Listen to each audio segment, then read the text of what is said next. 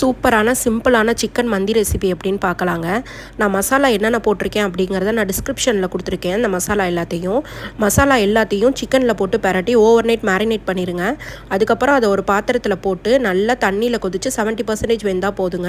இன்னொரு குக்கரில் வெங்காயம் நல்லா பொன்னிறமாக வதங்கினதுக்கப்புறம் இஞ்சி பூண்டு பேஸ்ட்டு பச்சை மிளகாய் எல்லாம் போட்டு வதங்கினதுக்கப்புறம் நம்ம பாயில் பண்ணியிருக்க வாட்டரை ஊற்றி அரிசியை போட்டு நல்லா 70% அரிசி வெந்த பிறகு நம்ம என்ன பண்ணலான்னா இந்த சிக்கனை வந்து நம்ம தனியாக ரோஸ்ட் பண்ணணுங்க. அதுக்குண்டான மசாலா வெறும் மிளகாத்தூள் மட்டும் போட்டால் போதும். அது நல்லா இந்த மாதிரி பொன்னிறமாக நல்லா ப்ரௌனாக ரோஸ்ட் ஆனதுக்கப்புறம் நம்ம வந்து குக்கான ரைஸ் மேலே நல்லா அந்த சிக்கனை வந்து நம்ம அசம்பிள் பண்ணிட்டோன்னா சூப்பராக இருக்குங்க. நான் வந்து இண்டக்ஷனில் பண்ணுறதுனால என்னால் ஸ்மோக்கி ஃப்ளேவரை கொண்டுட்டு வர முடியல. ஆனால் நீங்கள் கேஸில் பண்ணிங்கன்னா கண்டிப்பாக ஸ்மோக்கி ஃப்ளேவரை கண்டிப்பாக கொண்டுட்டு வாங்க. அது ரொம்ப ரொம்ப டேஸ்ட்டாக இருக்கும். அவ்வளோதாங்க மந்தி ரெசிபி சூப்பராக ரெடி ஆயிடுச்சுங்க. இனிமேல் நம்ம வீட்லேயே அழகாக மந்தி செய்யலாங்க. ஓகேங்க, நாளைக்கு ஒரு ஷார்ட்ஸில் பார்க்கலாம். பாய், தேங்க்யூ.